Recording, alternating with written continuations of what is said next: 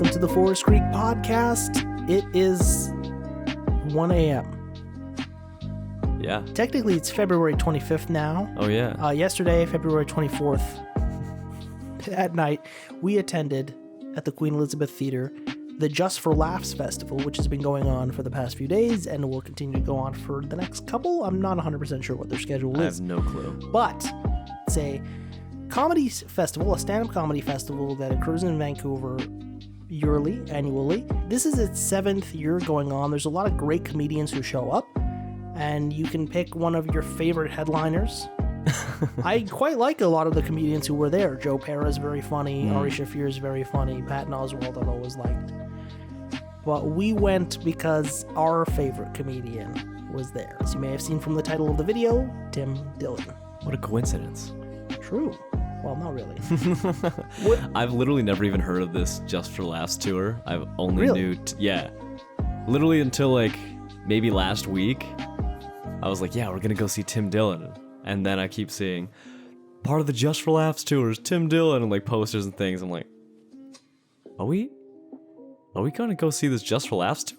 It's not really. It's not a Is that what this tour. It's a festival. Yeah. They just have a bunch of people on tour coming Yes. up. Yeah. Yeah. So you can like pick your favorite comedian, whether it's Ari Shaffir, Patton Oswalt was Yeah. up there. There was a lot of big comedians. I kept seeing it. I was like, are we seeing all of these guys tonight? There's no...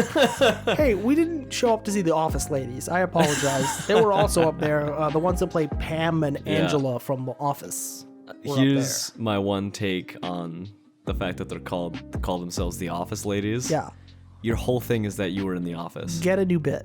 Yeah. Do something else. I don't want to see a comedian that just had, here's my one thing, and this is what I'll talk about. It's a good show. Yeah. Right? But the problem is that Netflix put it into the streaming format. And now people just recycle it. My sister has seen the show like 3 times. Oh my goodness. Yeah, the entirety Wow. of it. People watch that show religiously. How long is it? I don't know, it's like freaking 9 seasons or something. Wow. I don't even know if I've seen a full episode. Hey, Michael Scott is funny twice, maybe. We can't keep going down. I've seen the parkour piece. That was the best. If you That were was the there peak. to see the Office ladies, I hope you enjoyed the show. You shouldn't have. You should have gone to see Tim Dillon. Yeah, you should have gone to see another. You would have support seen something else. Not these same people. Have you seen Rainn Wilson, or somebody? The guy who played Dwight. He's like always showing up in social is media. he a comedian? He's something. He was like, he was getting himself. He tries to support a cause, and then it backfires on him, and then he tries to support it again, and then it backfires on him. Then there's other people like the guy who plays Stanley is trying to start his own sitcom. Yeah. Where Stanley moves back in with his family and somewhere else, and now he's trying to deal with like the Cleveland show. Yeah, he's trying to start a live-action Cleveland show.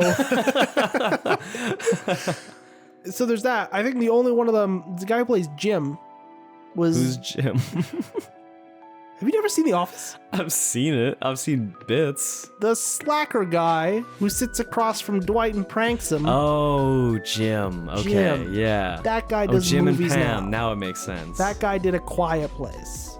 That guy did Jack Ryan. I've He did heard a bunch of these. movies. Oh, he did Jack Ryan. Was he Yeah. Jack Ryan? I think so. Oh, wow. Yeah. But he's a serious filmmaker now. Yeah. But we're not here to talk about The Office. We're here to talk about our favorite comedian. Andrew, short last name. Tate.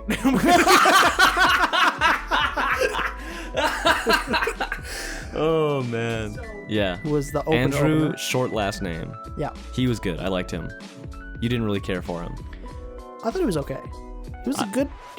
He had potential. Yeah, I really enjoyed him. I thought he was a little too neurotic. He was fidgeting around a little bit too much. Like, it seemed nervous. I can understand that. I found he just had a constant flow of talking. He seemed to reference America a little bit too much in a way that wasn't very potent. Oh, did he? I don't remember. I felt like he did a lot of that, like, talking about the pandemic, but not wanting to talk about the pandemic. Talking about dating, but not really wanting to talk about it. Like, it was impotent because he couldn't pick one thing to, like, really have fun with. I actually found the opposite. It was more that he had a wide range of topics that he displayed. Because it was the opposite with, what was her name, Steph? We'll get to Steph Tolley in a minute. But another thing is, like, I guess, like, when I thought he was great for an opener because he was willing to, like, you can go up against that crowd. Yeah.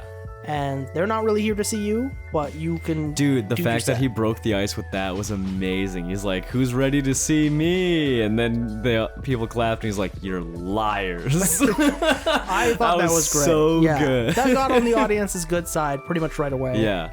I thought he was pretty good. Like, he had a lot of potential. Mm-hmm. I just think there's too much of a nervous energy, and because of that, you end up lacking in some areas and overcompensating in others. One way he overcompensated, in my opinion, I think he talked too much. There was As a comedian? no the guy that's on word stage? count to laugh ratio was Yeah. too high.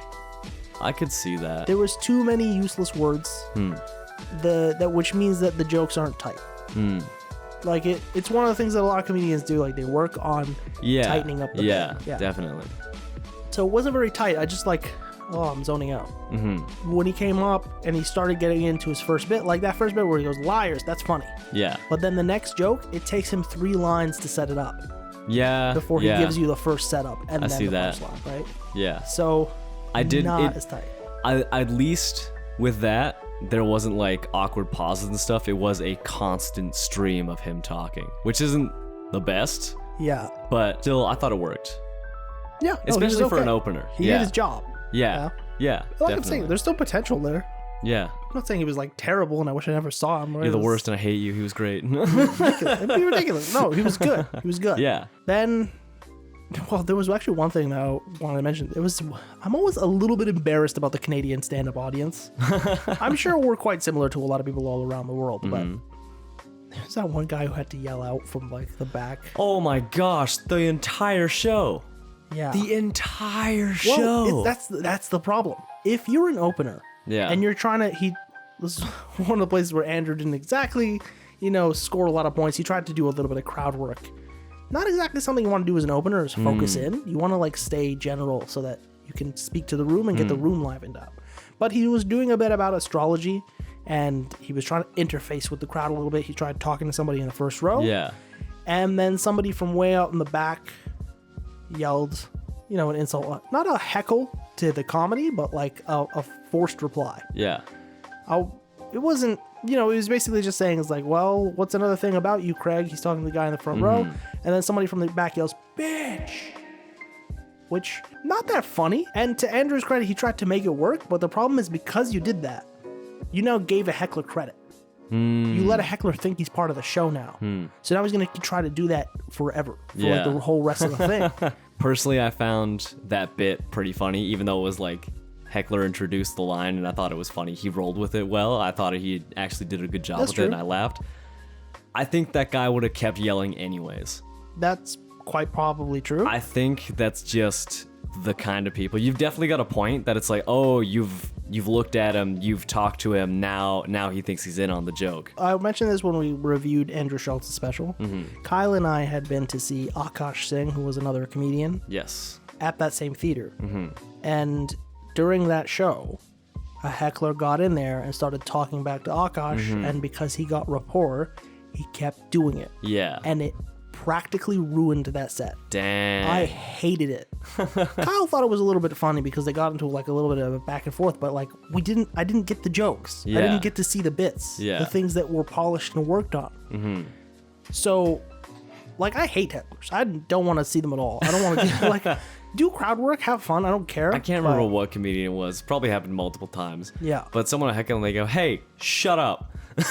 Yeah. Then you get the second comedian out. Her Yes. name was Steph Tolley. Steph Tolley. Steph Tolley, I'm sure was picked for her voice. Yeah. I mean, her whole kind of thing. Yeah, she opened with it. She was just like, Yeah. are there any bi people? I play to the bi people. Masculine lady Yeah. shows up in a green jumpsuit, Yeah. Hey, excuse me, a romper. a romper, A romper. with, as she put it, a genital zipper. That's exactly how she put it. Well, I'm in saying a it very politely. polite I'm way. I love this style. Her whole by the thing way. was I being actually thought it polite was and fun. feminine. Yes. It was quite the opposite. I think she was chosen for her demeanor. Yeah. For her shock I value. thought that was like her strongest piece was that she had so much movement. It was the complete opposite of Andrew. He Lots stood of still energy. and he kind of shuffled around. Yeah. But that was about it. He was really much more of a talker. I saw him very fidgety. Like he was, you know, I didn't very particularly neurotic with his notice that. movements. I was very like the much- hand movements were like, oh, I'm not sure if I should be waving my hand like this. Yeah, I could see that. Yeah. She, on the other hand, was like... she would full on squat and turn around. I'm surprised she didn't do a backflip.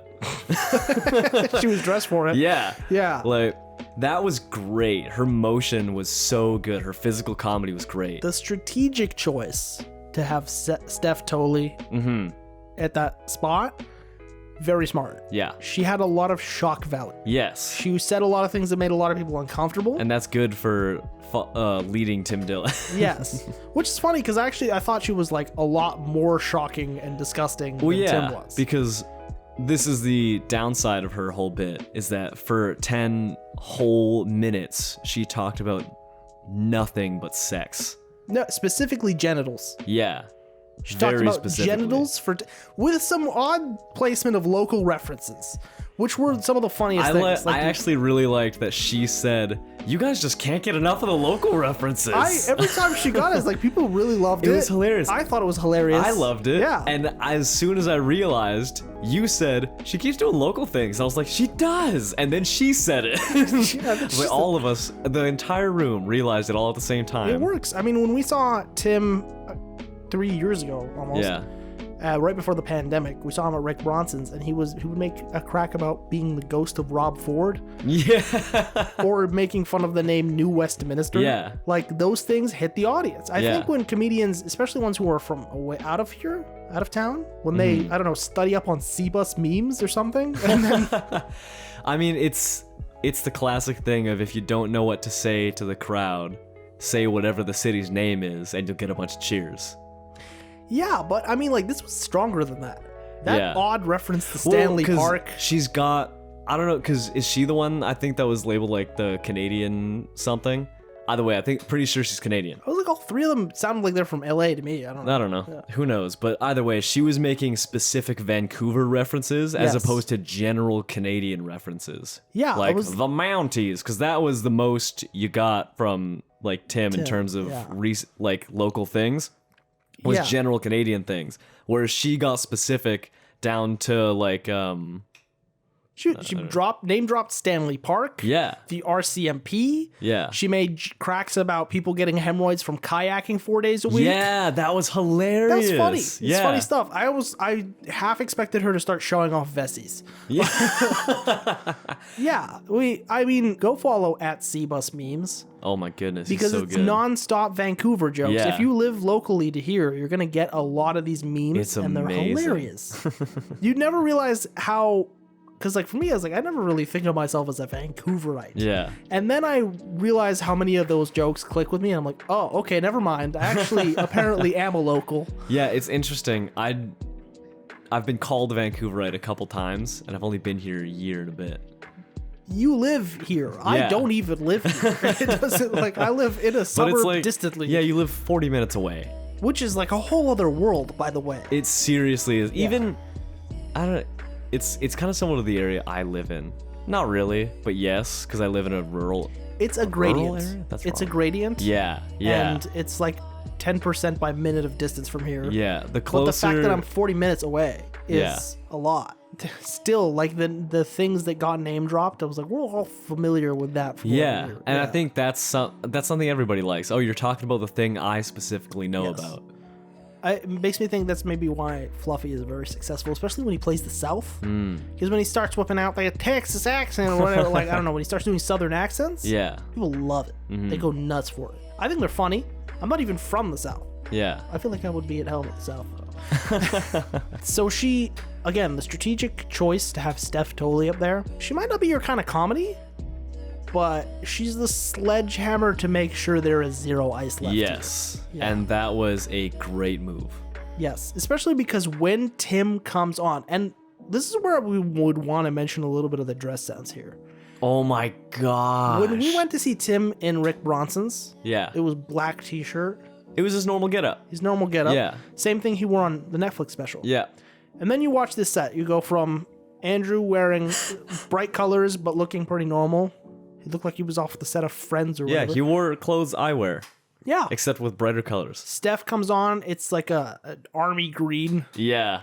romper jumpsuit kind of thing. Mm-hmm. And then Tim comes on. Looking like a High- hype beast. Highlighter yellow Yeah. hoodie, bucket hat, white bucket Oh, hat, man. black shorts. I loved it. That was amazing. It was like, I love the style change. Yeah, dude. Like, the second he's visible, everyone is already laughing because People went nobody nuts. expected that. They went nuts. I thought it, like, stylistically was a beautiful choice. It was amazing. I'm not sure how even deliberate that was. If he just Yeah. like, I don't want to get changed, and then it came on the Garrett, stage. it was clearly deliberate. I do want to say that, like, I love Tim's dress sense. Yeah. When he does deviate from a black t-shirt. Yeah. Because, like, the dude has money now, so he'll go, like, get the Gucci hoodie. He'll go get these things, like these hype beast items. Yeah. Like the sunglasses he's been doing the recent podcast with Yeah. are hilarious. They're awesome. They're great looking stuff. It's got good taste when he picks this stuff. Mm-hmm. So it comes on in this highlighter yellow hoodie. People are going nuts already.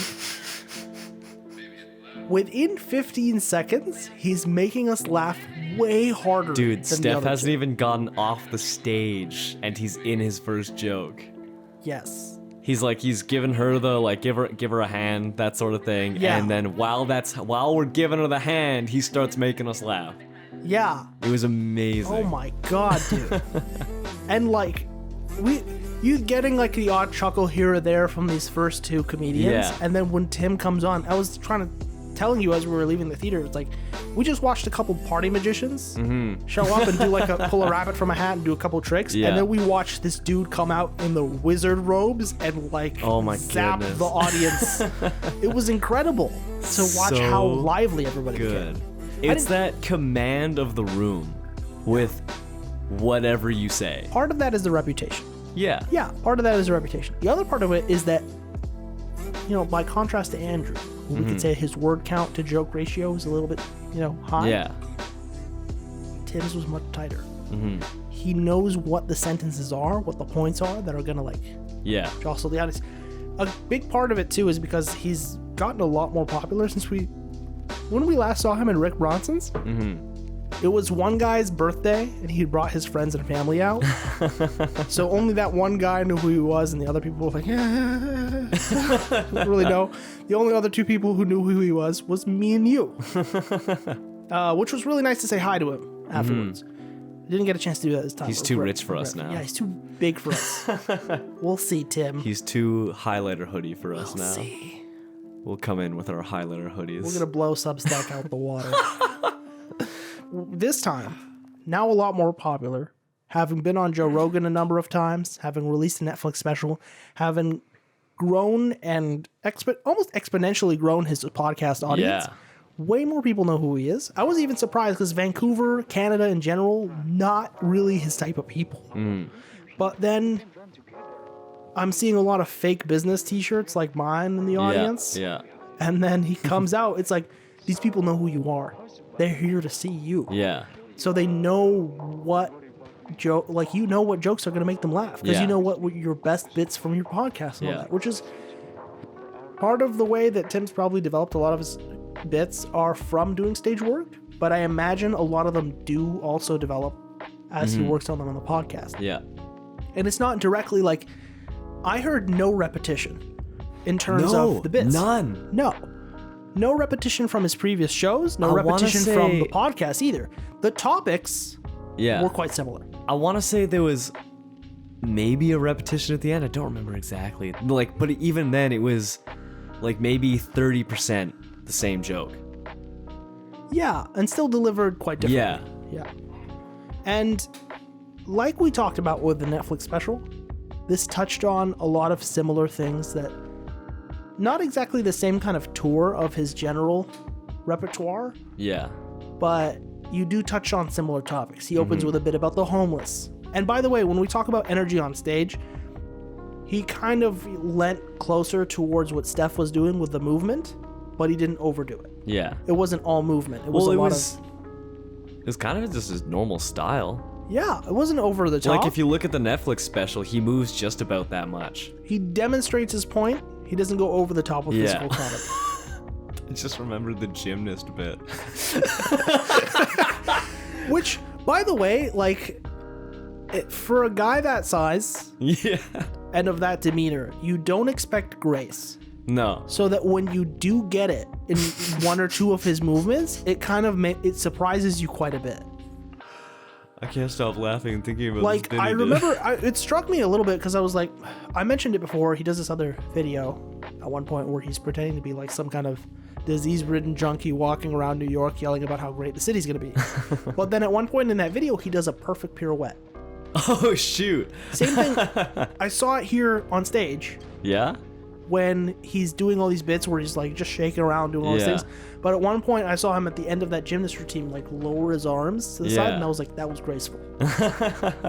It kind of caught me by surprise. And the way he ended the bit, ended his set, he did something similar where he like went into a bow. And I was like, that was graceful. So it's like he does possess that like knowledge of movement to lend that right amount of grace to like certain things. It's not over the top, it's like follow this. Just the way let you see like a ballet dancer control the audience in that same way with her movements, right? Yeah. It sounds silly to compare it to this, but like I saw it. No, I just keep remembering bits. He touched on a lot of things. He touched on the homelessness, which struck a chord, not just because it's a big topic in LA, but because it's a growing concern here in Vancouver. Literally at the gas station. What is it, 5 attacks a day? Something like that? Here? Yeah. Oh my god. Something like that. Hold on, let me look it up. Over 4 people a day are the target of a random unprovoked assault. Is this, in Vancouver specifically? That's crime. Is it? It doesn't specifically say homeless people, but it says daily random attacks in Vancouver prompt calls for housing. I wonder who they're talking about. It would make you think these things are related. This is an article from CBC. Yeah. What's the date on it? March 7th last year. It's probably not better now. Way better. I mean, you know what? I haven't heard. They're saying over 4. I've heard the number 5. To illustrate our point, coming back from the show, we stopped at the gas station. Oh, yeah. Actually, we had 2 encounters just we had on the way back. On the way to the gas station. Yeah, you accidentally looked in the direction of a guy who was panhandling. Because I had to turn left, and he was on my left. He just started squeegeeing your windshield. Yeah. And then another guy came up to us and mumbled something about wanting a few dollars. Yeah. While he perused the trash cans. Literally right in front of you. Right next to us. Like... inches away. Yeah. As we are. Like, as close as we were to each other, he was to us. Yes. And I'm like, bruh. So when you do homeless material, unhoused material, unhoused material here in Vancouver, you're going to strike a chord. Yeah. You probably have a great source of reference in LA. Oh, yeah. Right, even when you're better. Army of 40,000. We don't have a fentanyl crawl. We don't have a fentanyl crawl in Vancouver. We do. We have a problem. It's not a 40,000 problem, but it's working its way there. Austin had a similar thing going on, and they managed to kick it in with programs. We're lucky. I looked up the population numbers. Actually, Tim underestimated. Oh, LA, my God. when I checked last year, LA was at 60,000. What? We are at around over 3,000. And that's where Austin, or maybe all of Texas, I don't know. Yeah, same deal. Whatever part of that.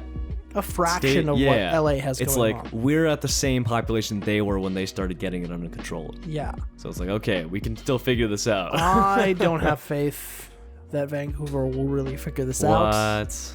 You're going to strike a chord when you talk about homelessness here in Vancouver. Yeah. You're also going to strike a chord when you talk about multiple other things that are, pretty popular that we see in the news all the time. Even though Tim's material was pretty American, it was pretty relatable. Yeah. Right? Because there's a lot of like an American center, American core to what a lot of Canadian life is. It's funny because At least in the lower mainland. I think the more left-oriented side of Canadian culture tends to think we're like a proto-European culture. Oh. And then more right-oriented culture here in Canada kind of embraces the fact that we're practically American. Which is interesting, because we're somewhere in the middle in truth, Yeah. but you'll get there. Yeah, like I've always kind of liked that in-betweenness of it's like we do have the whole, yeah, we're our own country and that sort of thing, but it's also God save the Queen. We're not British. One interesting thing that I'm up for Tim uniting. said Yeah. is that, and I think he's 100% wrong on this, he said, Canada, you guys just seem so effortlessly diverse. And I was like, bro, there's so much effort going into it. There every moment of every day. All we hear about it. There's a lot of effort, Tim. And it's funny that his audience, is a very majority white kind of group of people. I mean, this is the To country. know, like, this isn't a critique. This is just an observation. yeah. I just found it interesting. Tim's wrong and he sucked. I just found it interesting. Yeah. Which is funny because I went there when I was at the Queen Elizabeth last to go see Akash. It was mostly Indian. Yeah. Which is funny because that didn't occur to me at all. when Kyle and I bought the tickets to go see Akash, it didn't occur to me at all that he would be big with the massive Indian population here in BC. Yeah. And then we showed up to the theater and I was like, oh, that's right, I forgot. We need more Indigenous It's comedians. Tim's fault. That's the thing here in Canada. There we go. Enough about the pipelines. Let's get some Indigenous stand-up comedy. I'm serious. That would be great. Yeah. Other things that Tim talked about. One great point that he made, and I feel like it was in a joke, right? All we hear every day about in America and the news and the media is trans kids. When I saw a Chinese balloon, I was like, no, today's for me. It's a good point because he does drive home the thing. Like the media is just trying to soak up as much of your time as possible. Something was going on. There was essentially 24-hour news first came around because there was so much news going on. Yeah. But then they were like, there's so much traction. There was so much people paying attention to us. So they kept it up. Let's find another reason to keep more news. Go get more news. Yeah, making people upset. Yeah. That's another great way to spread news. Yeah. Negativity is the best for ratings. No. Stop at 4 ratings. No. Negativity is the best. That should be the title of the episode. That's what's really funny because it's a Chinese balloon. Yeah. That's the thing that the one break is like, hang on, this broke the pattern of hypnosis that we've just been seeing in the media. Time to take a break. And when you do that, you can kind of oh, what was I paying attention to? It's funny because when I found myself paying attention to news a little bit too much in the more hyper political days, or the days that were way more filled with COVID this, COVID that. Yeah. When I step back, at a certain point, I embrace another piece of Tim's advice that he once said on Joe Rogan, which is that apathy will save you. Stop caring. Stop caring and step back and you'll be like, oh, breath of fresh air. Yeah. It's odd because if more people did that, we think that everything would fall apart because we're no longer obligated to be kind to one another. But what you do end up looking at when you step back and you agree to be a little bit more apathetic is that you decide what's going to make me happy. And you have the room to start looking at it objectively, not influenced by other people. More often than not, your instincts will kind of point you to a direction that's maybe a little healthier. And then once you're in that direction, you can start to just look, oh, other people are just doing the same thing. And if we're all a little bit more, elevated from what does the masses want me to do? What does democracy require? We can step back and, just kind of take it easy. Yeah. Be like, oh, that person just wants an ice cream today. I'm not going to get in their way. Well, this is my problem. Right? Yeah. So that was him on the media, and he went from that into talking about his godson. Yeah. That was amazing. What an incredible bit. I've never thought it possible that somebody could whip out a bit about Chinese foreign policy on stage. I think he's the only comedian that does that. He is the only one that could. Yeah. Seriously, it's amazing. Like, because it's not the first time I've heard him talk about one China. It's on the podcast all the time. Yeah. A niche audience like that, 100%. So funny. On stage, in stand-up, I think he opened the gate for that. Because, like, comedians talk about foreign policy all the time, but nobody's kind of stepped into that domain just yet. I wonder... We got a decent Hong Kong population here in Vancouver. Quite a bit. I'm pretty sure it's nicknamed Hongcouver. I wonder what the Hong Kong people thought about this. I'm not sure there was a lot of them in the audience. Wow. Like I said, my observation was that it was a lot of white people. The other piece of foreign policy, something a little bit more popular with the audience and the masses. Ukraine. Oh my god. And the way he went on about it was hilarious. It was like, I didn't even know what Ukraine was. Yeah, it was interesting because I didn't know what Ukraine was before 2019 when I went there. Right. I was only there for 4 days. Did you hear anything about all the fighting on the border? Like during the time I went there? Yeah, because there was fighting on the border. It was on the other end of the border because I was in... My airplane dropped off in Kiev, but I stayed in Zaporozhye. Wow, you can pronounce it. Yeah. Yeah, so when I was there, we were like, oh, the fighting's going on the other side of the country. We're good. It wasn't until like months later, because I've got a couple people on social media from Ukraine, and I kind of didn't even think to check their social media to see what was up. Yeah. Until like a year later, I was like, oh, all right. Oh, yeah. Because it's like, I haven't seen these people in years, and I knew them for 4 days, if that. I remember when I first heard about that war starting, because we'd been, if you kept in the media circles, if you were reading news, we were like, oh, they're doing training exercises on the border. Another display of military might, which people do all the time. Yeah. You never think something's going to happen. China does it like every day on the ocean or something. And then I remember when I read the news, like, oh, the invasion started. Yeah. I went downstairs and I saw my dad in the kitchen making coffee. I was like, hey, Russia just invaded Ukraine. And I told it to him like I won a bet or something. But Tim makes this great bit about the Ukraine. Yeah. And it got a huge laugh from the audience. It's like, I feel about this war the same way I feel about the third hour of Avatar. Wrap it up. we're losing interest here. It's been a year. It's been over a year now. Yeah. Which, by the way, it's been longer for Myanmar. People still don't care. Yeah. Yeah. Man, I forgot. Yeah, that's still going on. You were the one who told me about Myanmar first, and then we followed Popular Front. And now every once in a while, I still see the PDF. Oh yeah. Yeah, they're still at it. Huh. Still up against I the remember I saw and the cops and stuff. I think I saw a video from Popular Front of some PDF in like a Jeep firing machine guns. We have a GoFundMe for uniforms. Or something like that. Meanwhile, Biden shows up. It's like, you guys want another $500 million to the PDF or Ukraine? To Ukraine. Yeah, I thought so. Biden doesn't know what Myanmar is. Yeah. I'm pretty sure. But that's, again, another one of Tim's bits that was hilarious. Was that here's a missile. Here's a missile to get peace. Oh, man. Yeah, America's role as the peacekeeper. And he's like, we're not good at it. That's not our role. That bit about, say what you want about Putin. He never asked me for money. Oh my gosh. It's so there good. were some real audience killers in this set. The fact that you could go to foreign policy like that and talk about opinions that are generally against what the mainstream's been saying for the past while.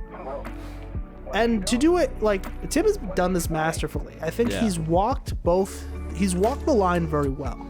He doesn't go one way or the other. Yeah. He somehow remains in a place of sanity while always talking about the insane. You know what I just thought about? What if Seinfeld did this sort of comedy? We should get ChatGPT to write up Seinfeld doing a Tim Dillon bit. On our next episode of the Forest Street Podcast. But Tim also touched on, fat activism. Oh my gosh, that was the gymnast bit I remember. He talked about mental health. Yeah. Bringing his mother back into it. Yeah.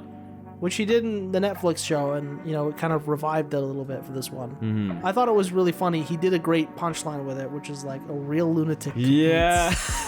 Dude, I'm amazed that he's been bringing his mother up for years, and every single time, not only does he kill it, it's new.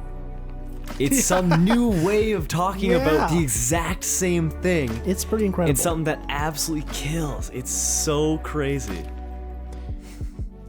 He does that, like he's done it quite a few times. This time I really love the angle on it. Yeah, and the way that the bit was structured. Good. Because he related that to the mass mental health stuff we see all over the place all the which time. is people refusing to do things because of mental health. You know what I just realized? I wonder if he got the idea because he's Tim Dillon. Or, like, I'm just thinking it's the way Yeonmi Park equated, oh, here you think you're oppressed, but you're not oppressed because you know you are. That's like, interesting. Yeah. It's like, that's what I just equated. I wonder if he took it, if, like, that was some inspiration for him. Maybe not. Because that Maybe was not directly, how but many year or two ago was there is something to that same kind of structure. Yeah. That it's like, you don't know it. Because the bit is that, like, everybody refuses to do things. The gymnasts in the Olympics health. and all that stuff. It's like they refuse to do these things because of mental health when real lunatics compete. Which is a hilarious take on it. Also very true. Yeah. Right? That's so funny. Patty, you're a schizophrenic. Just because Hitler may have been my father, I'm a schizophrenic. Because we look at mental health now, but especially with anxiety and depression, we tend to view it as supposedly debilitating. The people who are causing the most problems in the world should maybe a little less active, but the real lunatics compete. Yeah. I'm surprised there wasn't a ton of, which that'll be the name of the podcast. It'll be Tim Dillon, one China. China. I'm surprised we didn't get a lot more fast food. What do you mean? Fast food talk. Oh. From Tim. Did we get any? I don't feel like we didn't. What is I feel this? like we did not get He it. didn't read the Denny's menu. What if he's too rich now? I want him to read the keg menu. No, then. he did mention it once. He was like, Did he? he was talking about abortion a little bit. Oh, yeah. And he was saying, it's not so hard to be a mom. Was My so mom took me to Wendy's. Yeah. Oh, that was amazing. I don't know. Do you remember going to fast food when you were a kid with your parents? Yeah, McDonald's was a treat for us. Yeah, a treat. Yeah. Yeah, a little bit. Could you imagine if he'd done the Denny's menu bit live and just said, I have here with me the menu of Denny's. And he'd stolen a Denny's menu. I'm not a particularly big fan of comedians bringing props. Oh, yeah? Up and You don't doing like that kind of prop things. comedy? I love it when a bit is in our imagination. When you do a little bit of physical comedy, moving your body, that's like one thing. I'm not a huge fan of people bringing physical objects on the stage. I mean, you're very much a theater of the mind person. Yeah, I very much am. Yeah. I can't say I wouldn't love it to see him do the Denny's bit on stage. I'm sure there's a version of it that will work very well on stage, but it's a very much podcast thing to me. Yeah. Yeah, when that... Bring up the Denny's menu. Just yelling at the producer. That's amazing. The set, which was a glorious set. It was incredible. Which had us really laughing hard. Yeah, Again, seriously. You know what's funny? I kind of felt bad for the guy next to me because he was a very quiet laugher and he did not laugh often. the couple to my right were super quiet. I think But there I was dying the whole time and I'm loud. we were. Well, you laugh easy too. Yeah. I like the joke that's the whole foundation of our friendship is that you laugh at anything that I say. My coworker said that recently too. Yeah. Tim did mention something about that. It was funny because there's a lot of couples in the audience who were not able to let loose that much because you're kind of afraid to laugh that hard at one China. Oh, And these gosh, very man. niche jokes and stuff like that. You feel embarrassed a little bit sometimes, which is If my I don't show this girlfriend- comedy if- to people I work with. I don't show this comedy to my family members and stuff. Oh, like that. yeah? No. I mentioned that in the other show that we did too, and you said you tell everybody. Yeah. Yeah. I was listening to the Tim Dillon podcast.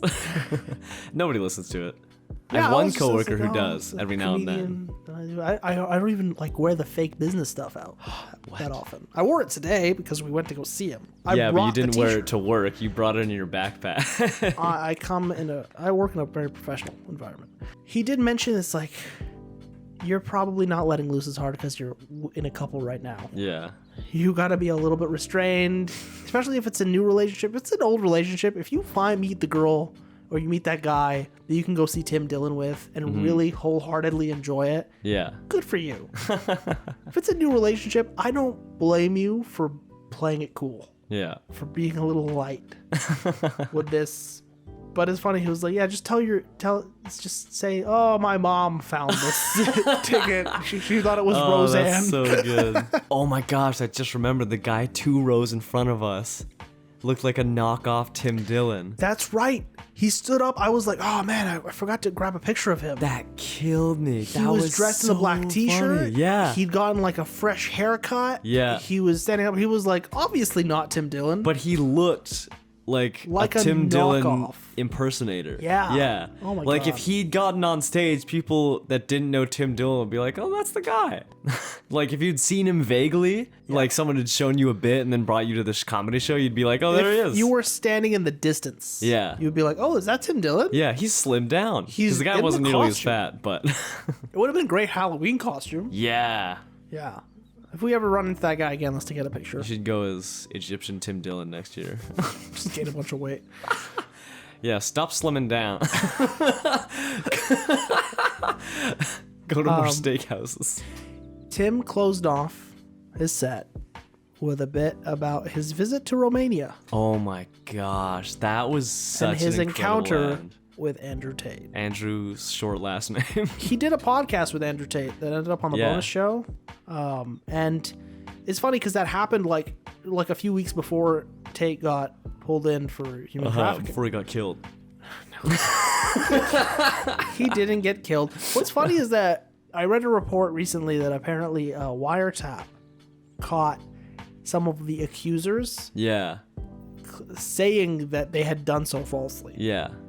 There hasn't been any solid evidence to come out. There's just been a lot of accusations that Andrew Tate was, which is, I'm thinking like the richer you are, the probably the easier it is to get people to accuse you of things. Yeah. And the easier it is to fabricate. I'm not those saying people. anything on either side. I'm just saying I haven't seen any hard evidence yet. I feel like Yeah. we're jumping on something morally because we want to. Listen, Raph. He had a pizza box. He also had a Bugatti. Both incriminating. If you're Greta Thunberg, yes. But I love the bit. I loved it so much. It was like, I was joking with you because, you know, like we've got a lot of friends who would be a little bit more moralizing. But if I was in that position and I was offered the same ride in a Rolls Royce, Yeah. let's go to dinner with this guy and smoke some cigars and have a good time. Bring the You long are- matches. You are the friend who would not stop me. Other friends would stop me. They'd be like, what are you doing? How dare you? I'd be like, it's a Rolls Royce. I'd take the cigar. It's a Rolls Royce. We're going to go to steak dinner with this guy. Yeah. We're going to have a good time. And we did have a good time. We had an excellent time at the Just for Laughs It was incredible. festival. We had an amazing time seeing Took Tim the Dillon Rolls Royce. live again. The Forest Creek Rolls Royce. The company rolls. The company car. That yellow highlighter hoodie. That is was the highlight of forever the night. ingrained into my memory for this night. Oh, that was so good. He wore it the whole freaking time. And now, ladies and gentlemen, it is 2 a.m. Oh. At least by the time we finish recording this, it might seem a little shorter by the time we're done cutting it. We hope to release this early on the Saturday, but thank you for joining us for yet another stand-up review here on the Forest Creek Podcast. It is one of the most popular things that we do when we talk about stand-up comedy. Mm-hmm. It's like you said before, Jarrod. It's kind of one of my passions, but I'm glad to be able to share it with everybody. Mm-hmm. Thanks for coming with me to the show. Thanks for coming with me to the show. As soon as I saw it, because I messaged him Yeah. himself like months and months ago, being like, are you ever planning to come back to Vancouver? And he was like, no. Yeah. Sorry, buddy. I was like, oh, that's no problem. Keep up the good work. Thank you, brother. It was a beautiful moment. He's your brother. Yeah. I finally see a thing where it was like, oh, he's coming back to Vancouver and not to Rick Bronson's. It's the Queen Elizabeth Theatre for the Just for Laughs Festival. Far more difficult to catch him afterwards. Jumped on it and bought 2 tickets right away. Yeah. Yeah. Which, solid move, because here we are. And So it was good. an incredible night. So good. At the Forest Creek, you can find us on Instagram, on YouTube, on Spotify, on a number of other podcasting and social media platforms. youtube.com/@therealforestcreek. Follow us, like, share, subscribe, send it to your grandmother. You can be ashamed of Tim Dillon, but never be ashamed of me. Yeah, so at the Forest Creek, primarily on Instagram. That's where we love to post things, where we will be sharing news and updates as things continue to roll out. March is going to be a big month for us. Huh. I just realized if you release this podcast midday tomorrow, they could still catch the Instagram story you posted of us at the theater. That's quite possible. Yeah. Yeah, as a lead up.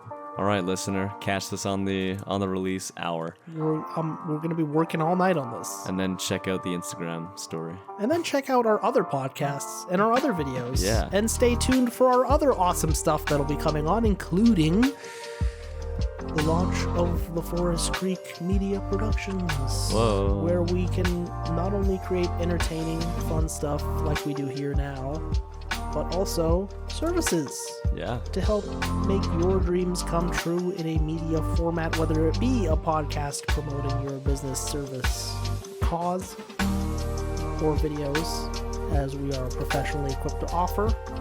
Yeah, if you need a documentary made of the making of your store, your personal history, and how you came to have this idea and create your big old business. Or if you have a product you'd like to show off to an audience, or even a real estate listing, in which we happen to be pretty well versed, we are ready and well equipped and well skilled to come and put that media crafted together for you at a price that won't break your budget. If you're interested in that, contact us at theforestcreek@gmail.com, where you can also let us know about our other content and what you'd like to hear us talk about next on this podcast. Everybody should. Like I said, at the Forest Creek on Spotify, YouTube, Instagram, social media, and podcasting platforms, wherever you choose to find them. Good night, everybody. Bye-bye.